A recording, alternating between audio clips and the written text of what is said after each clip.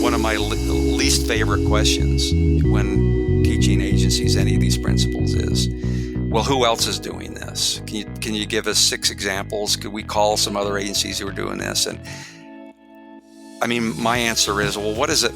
Yeah, there are other firms doing this, but what does it matter? What if there weren't? What if there weren't anybody doing this? Does that mean it's a bad idea? No, it just means that you'd have first mover advantage, and better to be a market maker than a market follower. Aloha, and welcome to the Groundswell Marketing Podcast, where I connect you with outstanding humans and sustainable ideas. Today's guest is Tim Williams. He's the founder of Ignition Consulting Group, which is a consulting agency that works with large agencies and helping them differentiate. He's the author of several books. He's been quoted in the New York Times, Wall Street Journal, Economist, Huffington Post, and many others. He's the guy that really most agencies go to when they want to up their own strategy and their thinking. And today we talk about being a category of one, margin erosion, and balancing between logic and magic. So without further ado, let's have a quick paddle in and let's talk to Tim Williams. Thank you for tuning in to another episode of the Groundswell. Today's guest is the one and only Tim Williams. Welcome to the show, Tim. Thank you. I wish I were the one and only Tim Williams. I think there are several million of us on the planet, but I'm pleased to be here. I think there's a football player that's Tim Williams. Is there not? Yeah, and a musician and the Trivago guy on TV and all sorts of things. Yeah. The Trivago guy is that the actor? Yes, the or actor. Just, yeah. Mm-hmm. So how do you get SEO dominance in that situation? It does sometimes pop up. Yeah. That's. But I'm not. I don't worry too much about that. It's okay. Yeah. Well, I know you don't need to because your following is so outstanding on LinkedIn. I think you have like 130,000 followers or something like that. And I was mentioning to Tim before the show that, Tim and Bruce Kasanoff are two of the LinkedIn influencers that I do not miss a single post, a single article every day. Very insightful. So let's talk a little bit about your background so people can understand why I'm following you. Yeah. Well, I'm a career agency guy. I started my professional life in New York at Burson Marsteller and then Ogilvy. I worked in a couple different geographies. I then decided to see what it's like to run an agency, and I was a partner in a firm that still exists today. It's now known as Richter 7. My last real agency job was president of R&R Partners, headquartered in Las Vegas, famous for the campaign "What Happens in Vegas Stays in Vegas." So that was an interesting experience. From there, I started Ignition Consulting Group, which I've been doing ever since. And my focus is working with agencies. I've never worked client side, and that's deliberate. I feel like the client community has enough consultants and enough advocates working for them. The agency side needs, I think, more advocates cheering for them. So that's what I've chosen to do. And I started by helping agencies refine their business model and positioning strategy, which was largely done among independents domestically in North America. My business now is, I would say, mostly international and mostly focused on, surprisingly, the topic of revenue models and pricing strategies. And that's kind of a long story, but it all happened when I met a gentleman named Ron Baker about 12 years ago, who really just flipped my entire paradigm upside down about how agencies are and other professional firms are mired in an old outdated model in terms of compensation, billing by the hour. His whole mission is to bury the billable hour, and he made me a convert, and I've been teaching that along with business strategy, so revenue models and business models to Mostly agencies, sometimes other professional services, the occasional law firm, accounting firm, IT, architecture, because they have the same issues and same problems that we wrestle with on the agency side. Yeah, and that's where I think, I've seen you in, a lot of the agency specific publications. And we were just talking about that you actually, when I read your stuff, I feel like it's applicable to any professional service company. And a lot of them are still using classic apple to apple type of Yeah. positioning. You know, maybe tell us a little bit about, that discovery and why it was so impactful, and how businesses, whether you're an ad agency or a legal agency, why that's so important to pay attention to in today's You're talking environment. about the pricing question? Please, Yeah. yeah. Well, it's no secret that on the agency side, and to some extent in other professional services, that there's been a real margin erosion over the last 30 or 40 years. There's been a steady decline in agency profitability, and this is chronicled very well in the book Madison Avenue Manslaughter by my friend Mike Farmer, who shows that the average agency today is earning a fraction of the revenue and profit that it did just a decade ago, and working harder for less money. So the root of the problem is economic, and it goes back to our pricing model, which has an interesting history. If you've been in the business only 10 or even 20 years, then pretty much all you know is billing by the hour. To you, that's the only model that exists, but it wasn't always that way. I mean, agencies back in the days of Don Draper didn't do timesheets. Agencies of the Mad Men era made their money in. You can hear every person in the agency going, Yeah, what? yeah, right. Well, so I'll give you a quick explanation there. The agencies back then made their money by charging commissions for media, full 15% commission on media, and a 20 or 30% markup on production, and therefore had no need to do timesheets and bill by the hour. They were making the average agency margin back then was 30%. Wow. Today, as reported by Kingston Smith in London, who tracks this sort of thing, the average margin is somewhere just north of 9%. So, and it's been declining pretty much every year since the 1980s.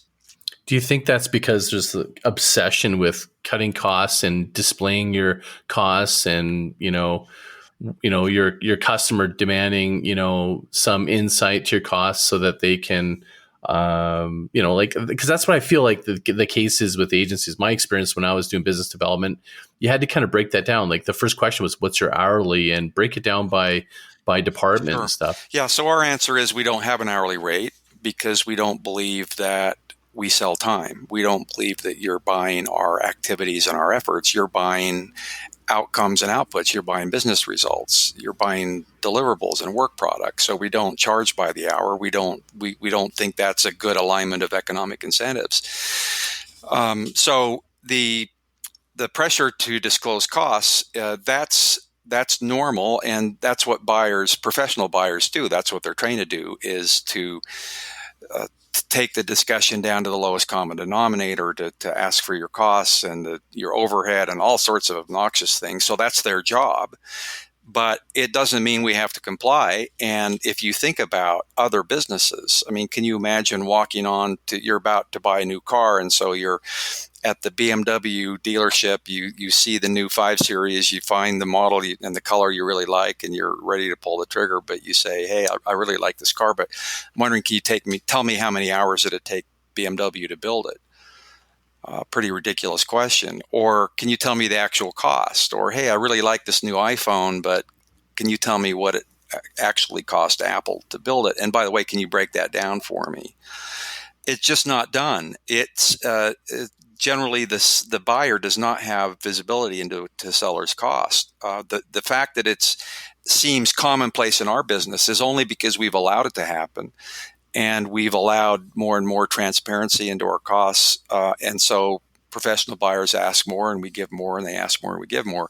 But it's not that way in most other businesses. It's a strange phenomenon that dates back to when agencies left the commission system because we basically unbundled our business model. We Don Draper's agency was full service. They had pretty much everything under one roof, but then there came a point where we decided to balkanize and unbundle our business so that we split media out from creative and direct and PR. And so now the average Fortune 100 client has 17 agencies, according to the Association of National Advertisers. So we had to find agencies scramble to find a different revenue model, because unless you're a media agency, you can't collect those media commissions. So how are you going to make your money? Well, the bad idea we adopted, and David Ogilvy takes credit for it, was to copy and model law firms who had hourly rates and were billing by the hour, and that seemed like a professional thing to do. Well, it turned out to be a very bad idea, and law firms, by the way, are running away from the billable hour even faster than agencies are, because their clients are driving change. They don't want to pay their law firms for the number of attorneys that are sitting in a conference room. They want to pay them to solve their business problems.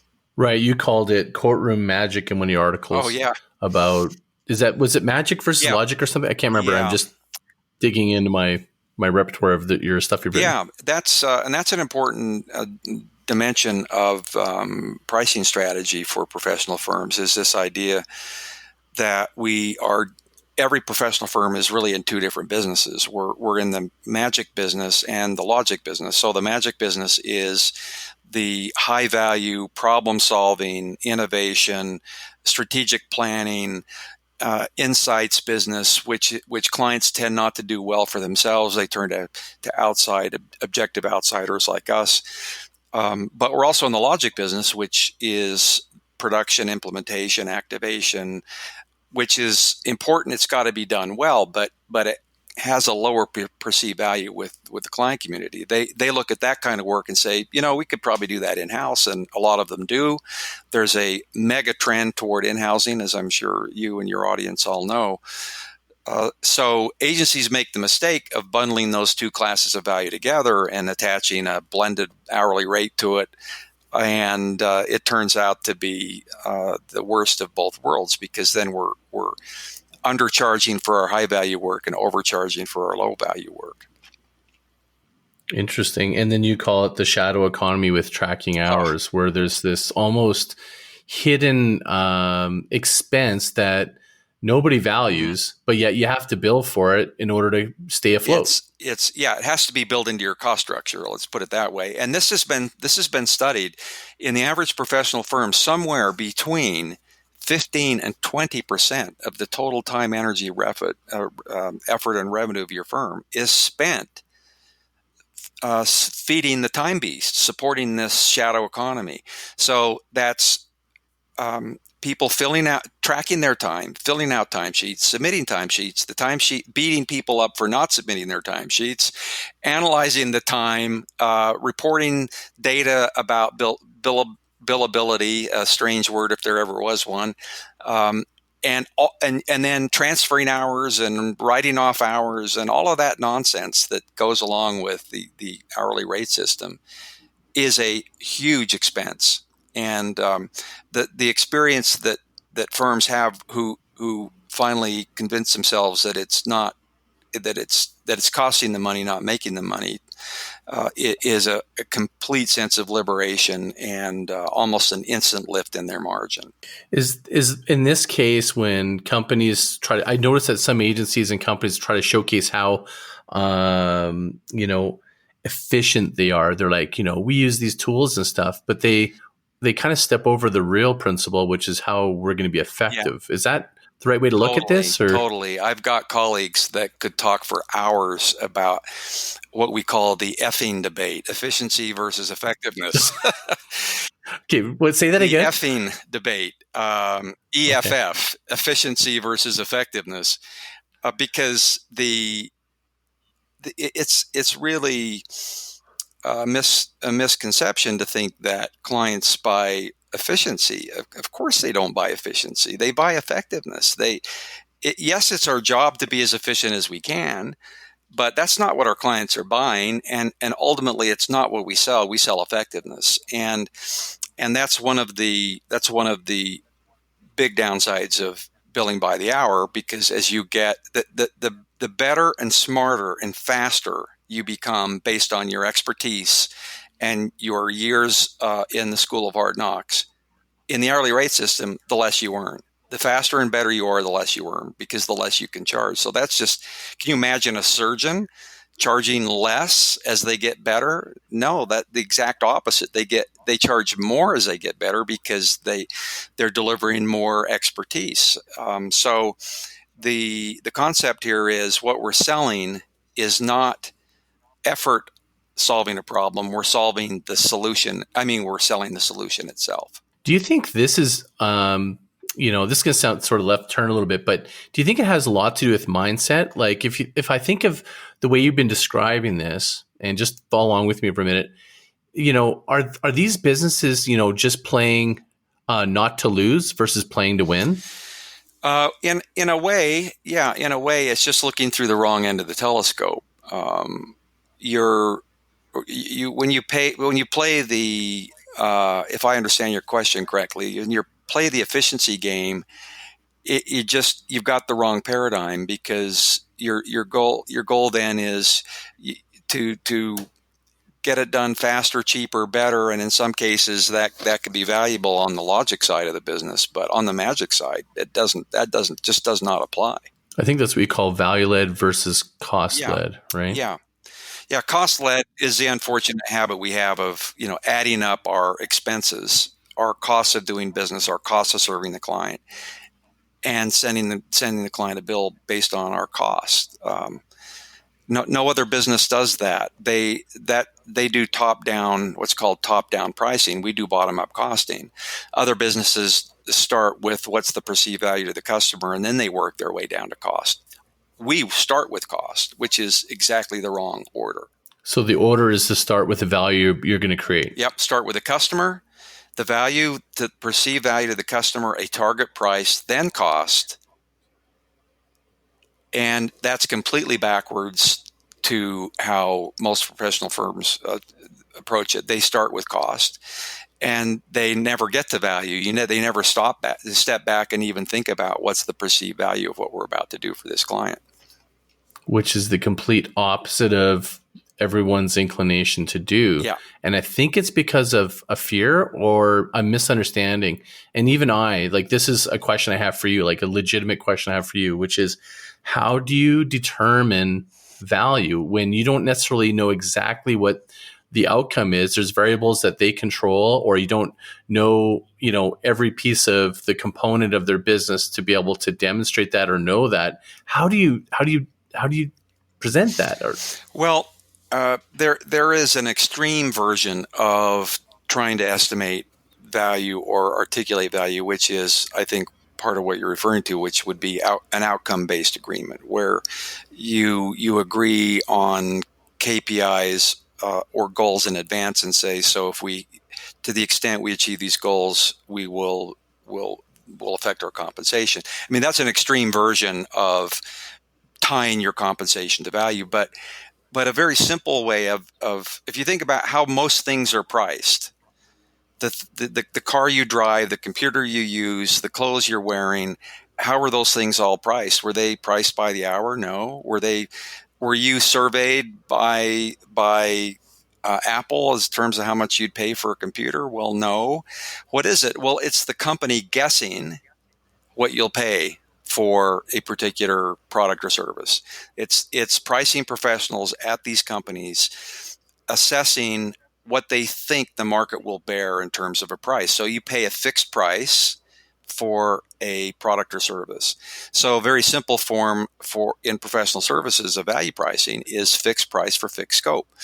It's not dependent on hours. You're not going to track hours. You're not going to reconcile hours. You're not going to tell the client, any of that information. That becomes irrelevant. You're going to say, here's the price of us performing this service for you, and unless you change the scope, we'll keep working till you're happy.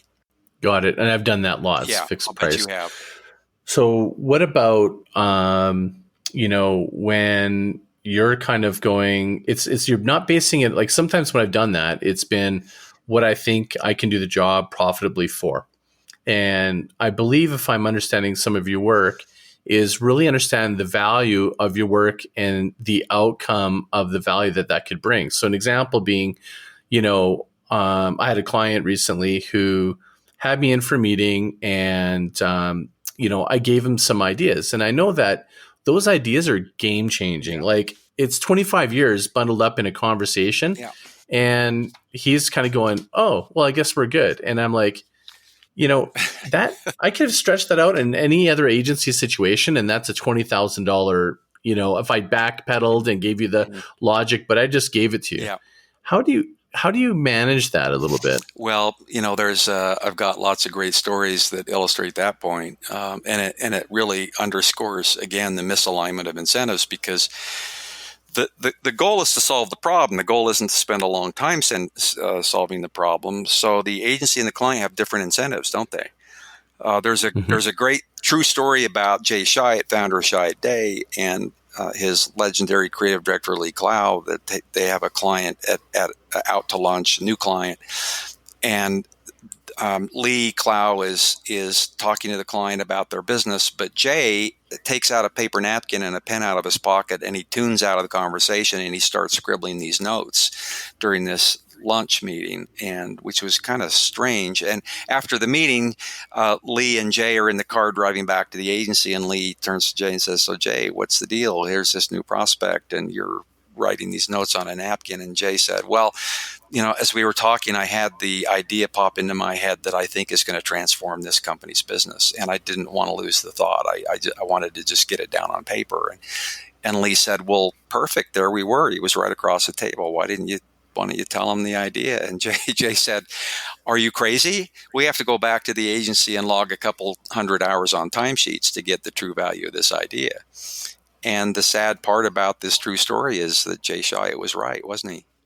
That's the Absolutely. only way the agency would get the value from this idea, because as long as you're in the mindset that what you sell is time and effort and activity and inputs, yeah, you better log a lot of hours. But if you've got the mindset that what you sell is expertise, then you price according to that.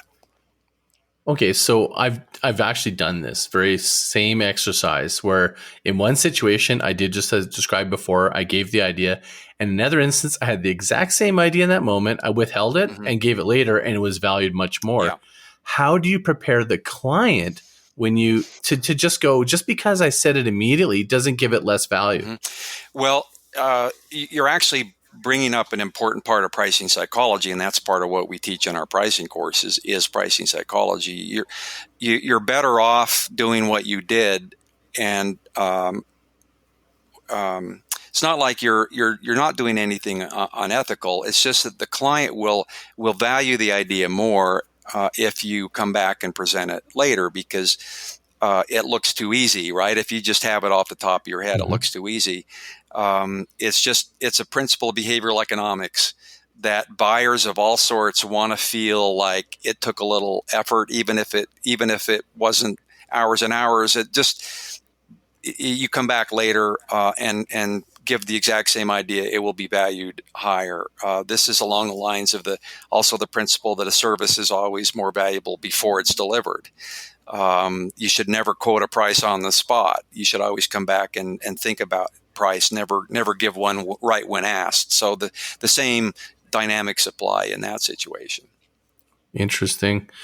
Yeah, I mean, I think that's not uncommon, and for me, as I'm looking, and listening, knowing the listeners that are listening in, this is something that they battle with, and so you teach how they can create the framework and the discussion in advance, both the pricing and the value of what the ideas that you're giving, so that it's properly compensated. Yeah, I mean, let's face it.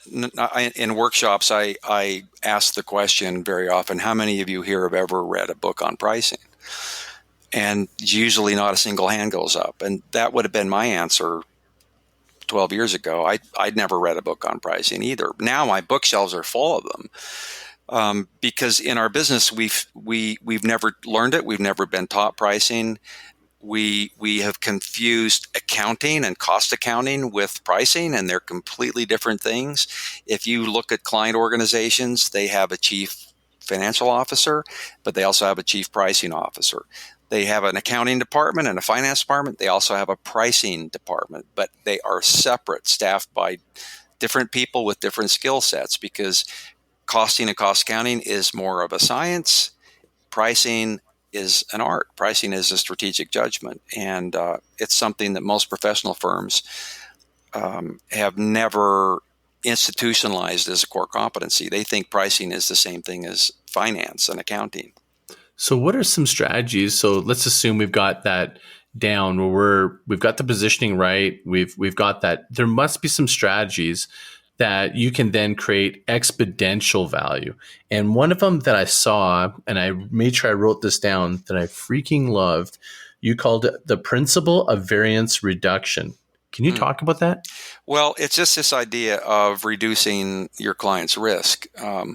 We we think that clients always want to go for the lowest price, but actually the smart clients are also in the business of reducing their risk. Procurement professionals have lots of, again, we perceive them as being motivated only by lowest cost, but most of them will tell you, no, actually, I've had one tell me, no, I'm evaluated on 28 things. Cost is one, but there are 27 others.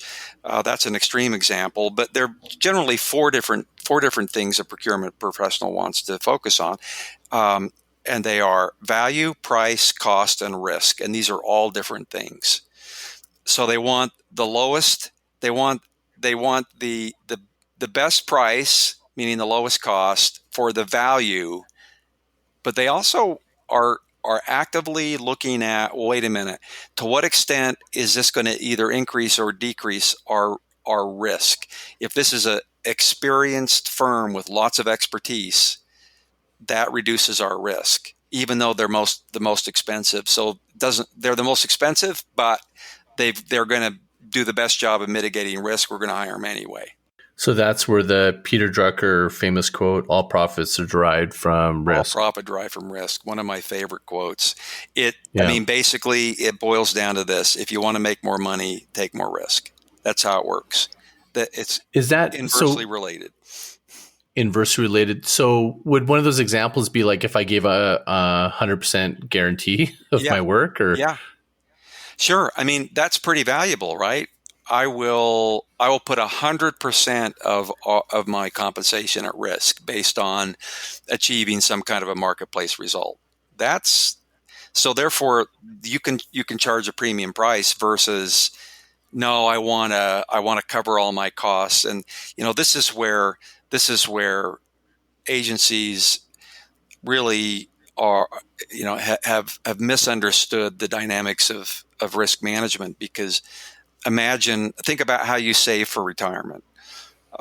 You go to your financial planner and say, I've been thinking I'd like to put all my money in gold. What are they going to say? Well, no, let's don't do that. We could put some of your money in gold, but let's put some in equities and some in bonds, and they're going to come back with a diversified portfolio that basically is a diversification of what? It's a diversification of risk. And it's viewing risk as an economic positive. If your investment strategy for your retirement future was to avoid risk, I mean, good luck. You're not going to have a very pleasant retirement. You have to actively embrace risk and manage risk. And the same applies in what we call your pricing portfolio inside your firm. If it's all one thing, if it's hourly rates, well, that's low risk in the sense that you're going to if you bill for every hour, which most agencies never do anyway, then your perception of that is it's low risk. Well, okay, it's also low return. If you want to make more money, you have to inject some diversification into your pricing portfolio and experiment with other forms of pricing. So when you're talking about diversification, and I love this topic, is the one thing that I think is chronic in professional services is the idea of full service agency, and they do it under the banner of trying to diversify. Mm. On the other spectrum of diversification, isn't that the deal killer? You appeal to nobody. Yeah, that's an example of bad diversification. I'm talking about diversification in pricing, so lots of different types of revenue streams. But as a business strategy, to try and diversification is not a business strategy; it's the absence of a business strategy. To say we do everything for everybody is not a strategy. It basically just signals that you don't really have a strategy, because that's not credible. No, you can be excellent in something, but you can't be excellent in everything. And if you accept the premise that what we sell is expertise, then by definition, you better decide what it is that you can be expert in. Where can you be world class? Because that's where you're going to be able to get a price premium. And I think that's where the other side of the work that I'd love to, dive in a little bit is business models. Mm-hmm. Can you talk a little bit about that? Like what the current business models, what drives you crazy about some of the current business models, and Yeah. what they should migrate to, and what's a future business model? Yeah. Well, you said it already. The thing that drives me craziest, and that's just the use of the word full service. I mean, I just cringe every time I I see it. agree. And it's on the websites of 80% of all professional firms. There were full service law firms serving a wide variety of clients in a range of industries. And so what? But so what does that mean? What does full service really mean? First of all, nobody can ever be that. It's a meaningless term if there ever was one. And what full service as opposed to what? Half service? Partial service? It just doesn't mean anything. It's a waste of space, and it connotes the wrong thing, because clients don't buy a wide range of experience. They buy experience in their sector. And I really have come to believe that to say that you do a lot, that you work in a lot of different sectors is a competitive disadvantage. It hurts you instead of helps you, because the informed client would look at that and say, yeah, they've worked in, jack of all trades. I don't think so. I need a best in class specialist. And when you look at the research done among client organizations, when it comes to why their motivations for selecting a new agency, or selecting the reason they choose one agency over another, at the top of the list is desire to work with a best in class provider, the best in class. So if you claim to do everything for everybody, then you're certainly not best in class in anything. So what we teach in terms of business models is that this has been trending for a long time. We're in the age of specialization. With the increase and explosion of and availability of knowledge, and it's now an imperative. It's a strategic imperative to decide where can you be best in class and develop your expertise there, because that's that's what clients are buying, not your ability to dabble in lots of different things. And do you think a lot of companies, so if they take that thinking, they tend to start with the type of work we do instead of what is the clearly defined criteria for the type of clients we want to service? Is there one better than the other? Well, there are three essential ways that you can decide to focus. And I realize the word specialist and specialization is scary to a lot of professional firms, because they feel like that's, they're getting boxed in, pigeonholed, that's too limiting. I mean, I've got a whole list of all the arguments, and I've spent my professional life combating those and refuting those arguments. But the idea is we're not trying to pigeonhole you. We're just trying to give you a strategy. It's like, I don't want to be boxed in. And my answer is, well, if you have no box, no strategy. You got to have, so there are four sides to this box. I call them what, who, how, and why. So and you can choose to define your business strategy based on any of those factors. The best strategies have a good answer to all of those factors. But let's start with you can be a who specialist, which is we only work in the healthcare sector, or we only work in the retail sector or the technology sector. So that's specializing in a type of audience or market segment. Another way to think about it is you can be a what specialist. So that is, we just do digital media, we just do social marketing, we just do PR or crisis communication. So you're a specialist in the sense that you're focused in a particular service area. A how specialist is harder to pull off, and it's how most firms it's their default strategy, but it's weak. It's usually it's a defining philosophy or methodology or approach that you believe differentiates you. And most of the time, it's not strong enough to be differentiating. It only is if you do something really unique, like you're completely virtual, or you have all of your solutions are provided by artificial intelligence. I mean, or something that's really interesting and unique. That's the how, and the why is the toughest one of all. That's a statement and articulation of your purpose, why you're in business in the first place. So in the business model work we do with firms, we take all four of those questions one at a time, and we help the firm think through, okay, where could you be a best in class provider and let's look at these four different ways to slice that. What's your strategy for like your antidote and strategy for combating, we're leaving money on the table by not broadening this?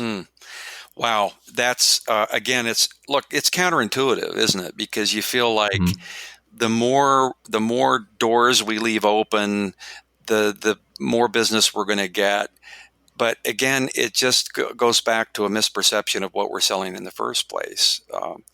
If you're selling a commoditized product that is bought and sold based on price, then sure, that's fine. But I don't think that's the business professional firms are in. The money that you're going to leave on the table has to do with business that you could have gotten, reviews you could have won had you put a stake in the ground and said, we stand for this. I can't tell you the number of times I hear from agencies, who are in a new business review, and I ask them, well, so how'd it go? Where did you get the business? No, it went to a specialist.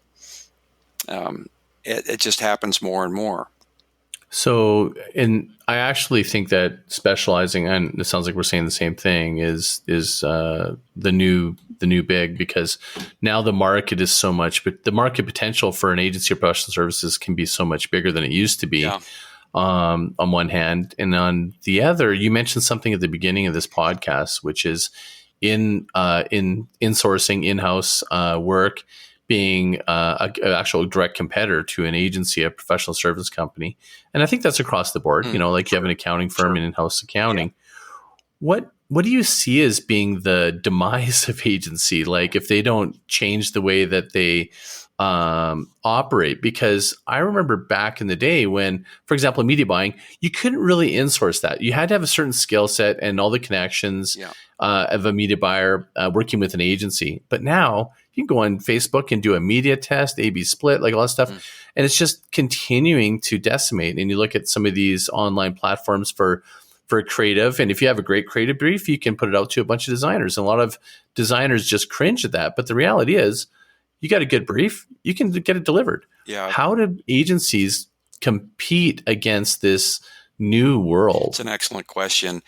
It's the world of disintermediation, and every business gets disintermediated. Professional services have their own version of it, and it has to do, in my view, with the constantly moving line between magic and logic. So technology is one of the big drivers, availability of information. So those factors make it easier for client organizations to do what agencies used to do. You think about the agency of the 1960s, virtually everything the agency did was magic. Like clients had no in-house resources at all. They couldn't set their own type. They couldn't do their own print ads. They couldn't do any of their own broadcast. They were completely dependent on the agency for all of that.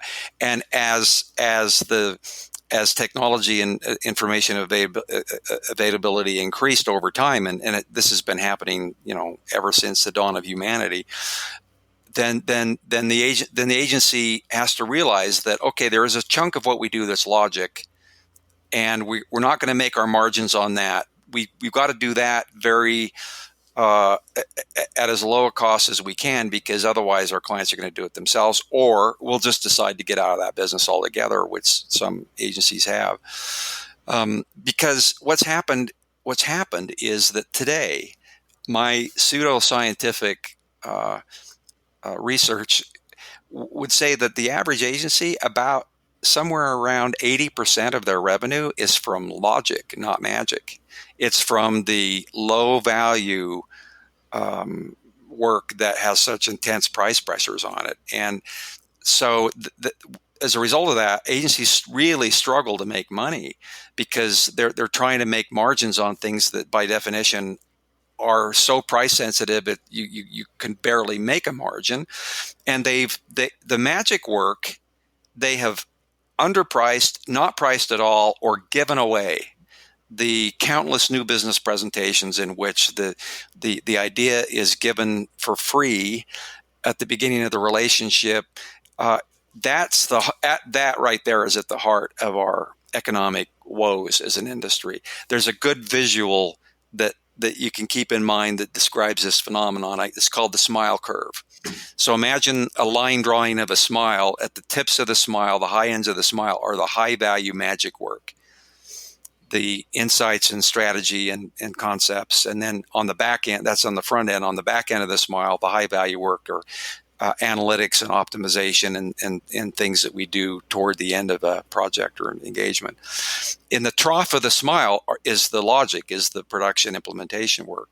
So that's the smile. Now, what we do when we apply our pricing model is we turn that smile into a frown, because we try to make all our margin on the low value work and do a horrible job of monetizing the high value work. That's the one essential thing that has got to change, and that individual agencies have to do to reverse their margin erosion. Can you define magic and give some examples that would be interesting for people? Well, in the agency business, this would be strategic planning. This would be account planning, customer insights, consumer research, concept development, campaign development, social media strategy, digital strategy, all of those things that set the stage for marketing success. On the front end. On the back end, it's analytics and performance measurement and optimization and things like that. The logic work is producing digital banner ads and resizing ads and different versions of things, and producing, it's basically the repeatable production work. I'm not saying it's not important. It's important. It's got to be done well. It's got to be done error-free. But it's the kind of widely available, repeatable production work that clients feel they can get done for less money at an agency down the street. Right. That just makes so much sense. The one thing, at least for me anyways, like what I've come up against is, and I feel like I deliver massive magic. And what frustrates me sometimes is someone will be in the room and they go, well, that doesn't sound like a best practice. I haven't seen that anywhere. And I'm like, fuck, dude. I'm like, this is beyond. This is the next thing, dude. Like, and I saw an article, literally, it must have been the universe. I saw it literally the day after that happened. And you had an article about this exact topic. I can't remember what it was, but you had a really good one, and I think you called it next practices or next level or something. Can you talk about that? Oh yeah. My colleagues and I hate the concept of best practices and benchmarking. And I mean, really, that's the best you can do is copy what other firms are doing. We're going to go out and see what everybody else is doing, and we're going to copy it. That's innovation. That's leadership. That's it's human nature, because it's the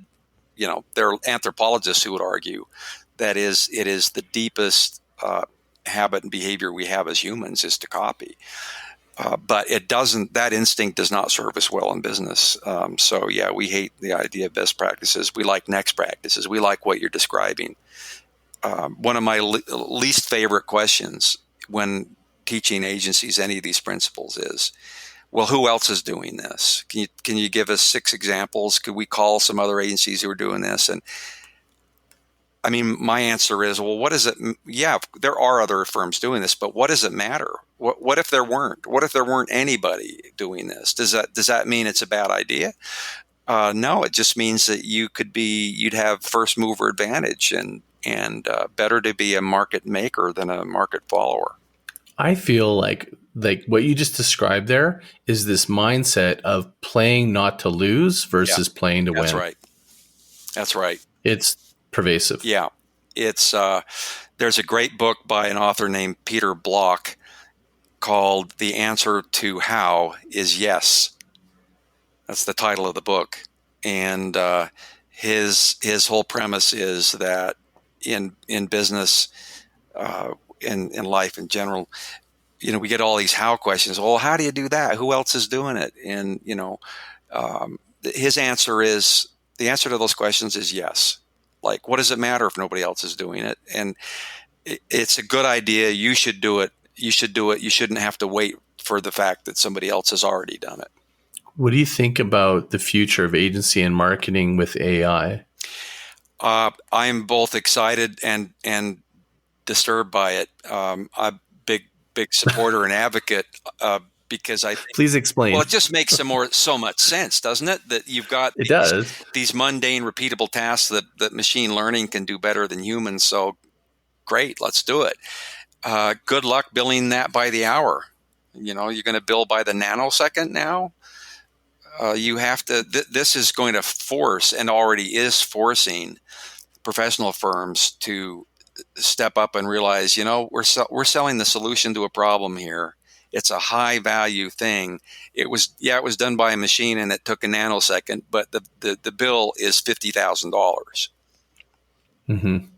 I'm wondering if, this is something I've been thinking about, is if AI was utilized for the low value activities within a firm or a business, and just to create more room for the human interacted creativity, creative strategy, and thinking, so that the more high value activities. Yeah, absolutely. Right. Yeah, let's let the machines do the logic work.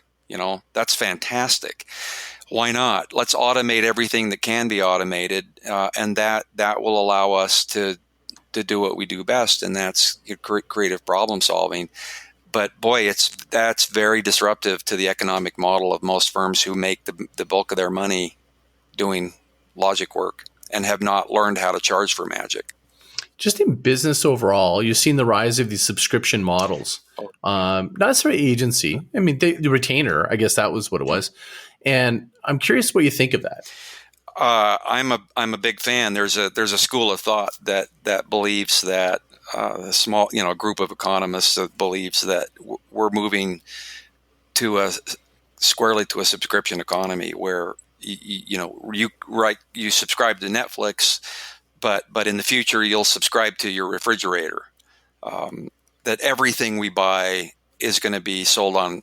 That's an overstatement, but most of the things that we buy, whether a product or service, is going to be sold on a subscription basis. That you subscribe to a company, and so the way that gets applied to professional services is that your client chooses a package, just like you choose a that's a bad example. A software subscription where there's 3 options.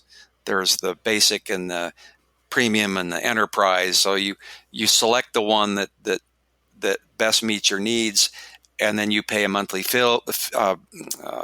price. You can cancel anytime. It's that model applied to professional services. So you'd subscribe to our social media community management program. option A, B, C. Which one's going to work best for you? You subscribe to our performance dashboard. So you take the things that you're already doing and you productize them in effect, and you attach a subscription price to it rather than billing by the hour or selling the time of your people. And I think I know the answer, but I just want maybe a clarifying question for somebody that's listening. How is that different than a retainer? The difference is retainers are normally based on hours and people and time. And a subscription is based on the actual deliverables that you receive. So it's a difference in what you're charging for, in effect. I think the really interesting models that I'm seeing are these agencies and professional services companies that build apps, technology, and just things that help their customers make their lives better. And they just bundle that in as part of their service to almost, embed themselves as a process, but they add that plus their professional services. What's your thought around that, or what have you seen? In other words, you're asking about the role of technology and professional services? Yeah, like if you're blending it, like say for example, look, I'll just give you an example. Like I have an app that will help you manage your social media, and I'm going to give it to you to utilize while we're managing your program. But it's also something for you a dashboard for you to be able to, access your data and then do exports for your, divisions and stuff like that. So it does some purpose for your company, but we're providing that service on top of our professional service. No, I like it a lot. I mean, we have this quadrant analysis we do with agencies where we kind of look at their business and break it into what is it, what do you do that would be considered a service? Are there services you've packaged up in the form of programs? And another step beyond that, are there things you've actually productized, like the app you just described? So that's true product. That's money while you sleep productization. And we believe that the future of professional firms is moving away from services into programs and products. So that while you might still be providing some custom services for the client, more and more of what you're going to do is going to be sold as a program, and to some extent a product like an app or like some kind of a digital platform that you provide your clients. As long as you're our client, you have access to this digital platform. It's included in whatever else you're doing with us, or at the time you cease being a client, you can still license our digital platform. What is the most innovative, interesting, or just colorful business model or differentiation positioning that you've ever seen in professional services? Wow, that is a difficult question.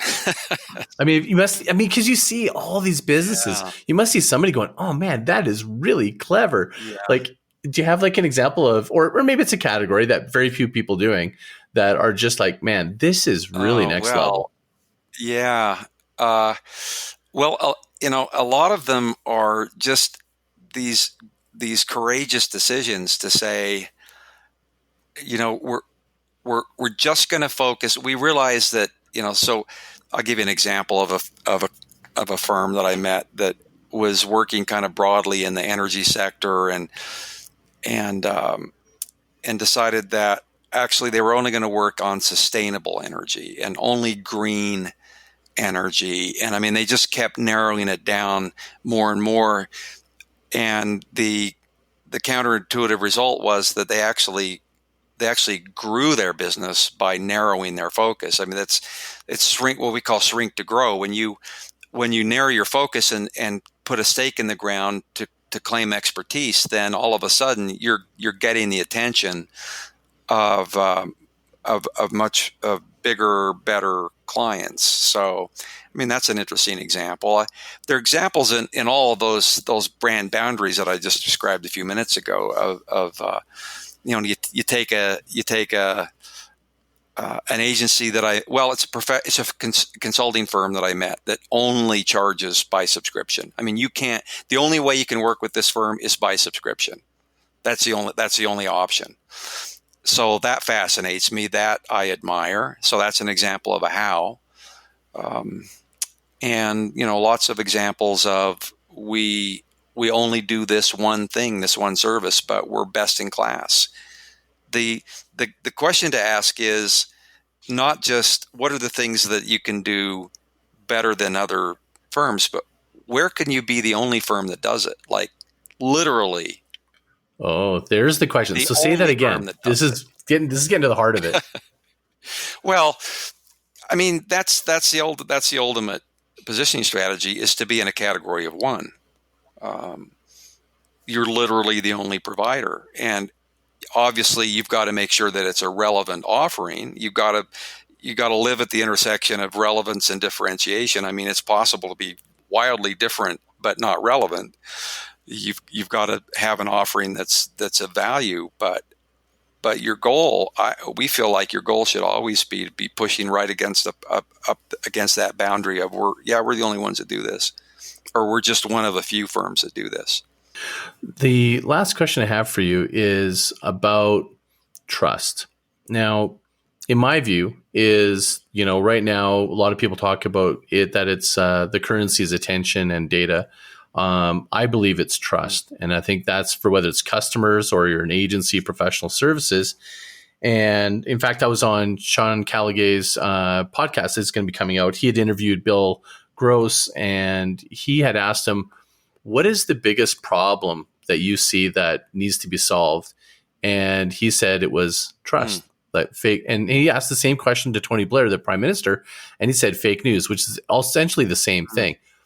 If that is like in this world of everybody, like when I started in agency business, it was small, that a smaller amount, and there were large agencies with credibility. So it's trust. They're like, oh, this company's been around. But now online, everyone's like a marketing guru, this, that, and the other. They put up a page, they say they're differentiated. How do you create trust? Yeah. Well, I'll speak to one aspect of trust that I think agencies care a lot about, and that's the trust between agencies and clients, because that's been steadily declining, and that gets every time it's studied or measured, it goes down. And I really believe at the heart of that erosion in trust is the current compensation model. I've mentioned this misalignment of incentives a few times, but let me just explain what I mean. If you've got an agency who makes its money and you're a marketer, and your partner makes its money by being slow and dumb, like by taking longer and putting more people on it, and dragging out the campaign instead of getting it done in 3 days. It's in the agency's best interest to get it done in 3 weeks because they can charge more.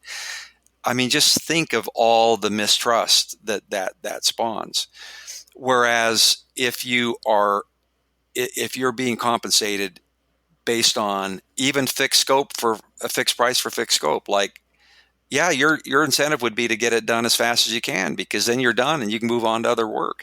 Or you're being paid based on business results. That's perfect alignment of economic incentives, because then what's good for you is good for the client, and vice versa. And you're always, if I were a client, I would know my agency is making decisions in my best interest, because they only make money if I make money. So that improves the trust, and that would go such a long way in repairing the erosion of trust between agency client. I think that's at the heart of it. Honestly, it's at the very heart of it. Thank you. We're just going to end the podcast on that. That was brilliantly communicated.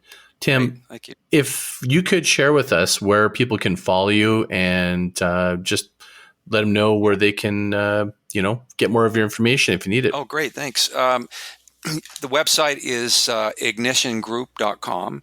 And as you've already said, Scott, I do write a lot on LinkedIn, and also publish a blog, Propulsion, which is on the website. I've written a couple of books. The latest is Positioning for Professionals, and that's on Amazon. So those would be and I post pretty frequently on Twitter, but it's all interrelated. So those are the places you can track me down. Perfect.